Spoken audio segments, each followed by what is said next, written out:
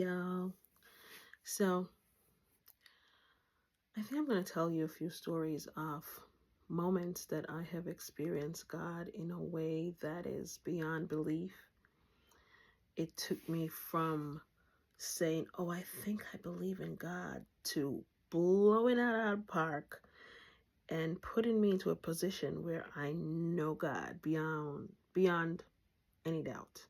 There's nobody who can tell me that I'm not supported. There's nobody who can tell me that I walk alone ever. There's nobody who can tell me, no matter what my situation is, that it is impossible for a miracle or it's impossible for a breakthrough. There's nothing that I will ever go through, no matter how bad it is, that I will ever stop to give up, to say, all right, I'm done. Nope, I'm just beginning. Because God choreographs everything so beautifully that by the time you get to the end of a breakthrough, you realize, I couldn't plan this myself, no matter how educated that I think I am, no matter how intellectually advanced I think I am. I couldn't do this because I couldn't see that coming and that coming and that coming. And oh my gosh, that was challenging. However, without that challenge, girl, I couldn't be where I am. So this is one of those moments. Now, I don't know what people believe about spirits. In my religion, I'm a Jamaican girl, so I was kind of taught that the living and the dead don't part ways, don't have anything to do with them. And I grown most of my life like that, thinking that, knowing that too, in a sense, because a lot of books say that and a lot of cultures believe in that. However, I've had experiences where I know that my mother's mother is one of my guides. She passed away when I was about 12 to 13 years old. And the essence of who she is, the essence of who my grandmother represents is with me in the form of guidance, in the form of protection. I don't know anyone else who has a loved one who's passed away and you just find yourself in the situation where you know this loved one, the essence of who they are still with me, and not just tangible with me, like they're guiding me. That's why I didn't get into that accident, and that's why that thing didn't happen. And if I had listened to that sign that came, I probably wouldn't be in this situation. So over the years, I've had this relationship with angels, and knowingly, and just knowing that my grandmother is always there to drag me sometimes.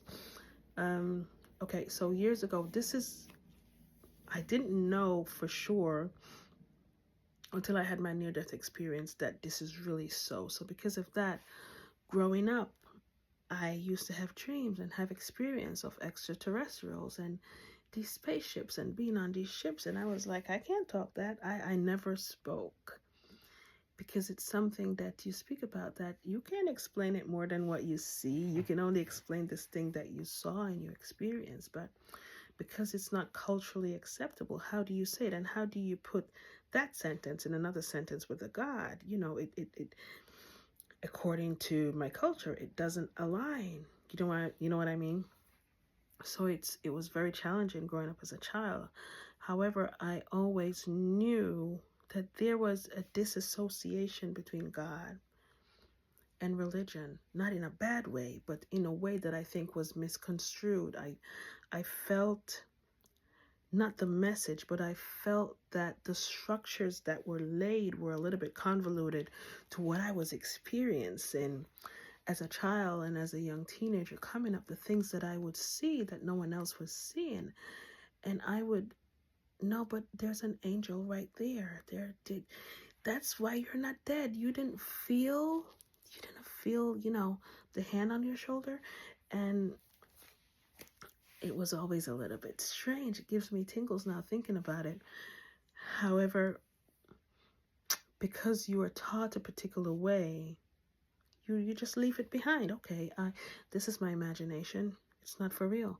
However, older I got, I was still undecided. So because of that, I never baptized in any church, because my mother was going to one church, my father was going to one church, and my brothers both were going to a different church, and my best friend was going to another church. My favorite teacher was going to another church, and I had friends who were Rastafarians. My sister had a best friend at one time who was Muslim, and I was in this melting pot of religion. And I remember there are some religions that are so strict. They say, listen, if you go to that church, you're going to hell, because people going to that church, you're going to hell. And I'm not saying that in a judgmental way. It's just the way it's structured. See, we lay these blocks and we put the cement in between and we put it on a block on top, and this is how we want it to be built. And we structure it this way, and we decide where we put the window so you can see that way. And then this church puts a window here, or this religion or this belief puts a window here so you can see that way. However, what people don't realize is we're really still in one mansion. And the one mansion represents one God, one universal, infinite frequency of love that really cannot be contained. That's not in these rooms that we're building, these walls between. The walls that we're building are really between ourselves. But I didn't know that until my near-death experience. Okay. So going back to this experience with knowing that when somebody dies, it's not the way we express death to be. It's not a finality. And there are a lot of people who are going to disagree with me on that, but it's okay, because I speak from my knowing and my perspective and my experiences. But death is a change in a form. And in many cultures, I've found out that death, in our ancestral culture, death was celebrated, because you're celebrating this soul who had this human experience, and now they've changed forms, not to something less, not to a finality, not to a damned in hell, but to a expansion of life again. It's like a return home. And when I had my near-death experience, that's exactly how it was for me. But if I didn't have that experience, I would still be sitting here very conflicted on religion and God and where it fits in, because I always thought there were some people who deserve God more than I did, because of my culture, because the history, the story that was, oh, you came from slavery, nothing, and you had to struggle, and you understand what I mean? However, I found out that the color doesn't matter on the other side. The color, what color? You change form to light back home to where you came from, which means the color that we're so conflicted about, the sexuality that we're so conflicted about, the culture, the way you pray, the career that you're chasing after, while you completely ignore your family and just break everything. You break the walls, you break hearts, you take lives for this thing that you say you want to own now, not realizing you never really own anything here. Here is just a place of expression, a place of expansion, where you really just come to learn lessons. And the main lesson always is one of two things. This is what I learned. See this? Number 2. Either you choose to withhold love, you don't want to give it, you're unkind, you're just a very convoluted, confused person who's just mean to yourself and everyone else, or you choose to give love in every chance, every situation, every thought that comes out of you. You're just this kind bubble of light that emanates it, and allow the balance on this planet, because that's a balance. We have light, we have dark, and the person who is the happiest and the kindest now can also choose to be the meanest and the wickedest thing. And it's the same thing for the person who's unkind. They can choose to be kind also. So there's no person who's, oh, you're born wicked. No, it's a choice. So with all these things that I've experienced, there's so much to talk about, and I kind of don't know where to start, except I'm talking from a religious background, because that's the background that I was brought up in, and my family and also people who know me will probably find it very strange for me to use the verbiage that I now use, although I can't not use it because it just flows naturally now.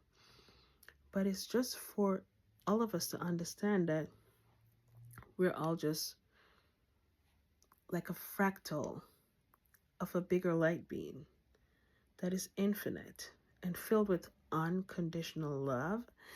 And we just broke apart to express ourselves the best way we know how, by not settling but expressing, right?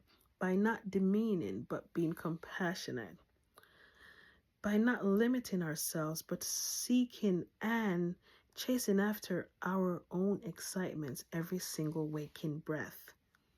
That's what's important, not sitting down and I have to settle because I don't deserve any better. No. Do you know how expansive of a soul you are? There's no limitation set on you unless you believe it. If you believe it, that's a life you'll experience by choice. And it's okay too. If you want to be safe, if you don't want to go anywhere else but just sit and take whatever you have around you and not want to look over the wall, that's okay. Because when you change form again, you will be the one to judge, to say, I'm okay with what I chose to do. It's a fine. Or you might decide and say, I probably should have take a peek over that wall. Would have been interesting to experience what's over that wall. Looks so exciting. Next time, I want to do that. Life is a bubble of joy. So try to express yourself the best way you can. And I will try to go topic by topic and tell you the experiences that I've had. And the next one, I'm going to start with a dream that I had that saved my dad a couple years ago, that came to me from spirit. So let's go. See you in the next video. I'll tell that story then.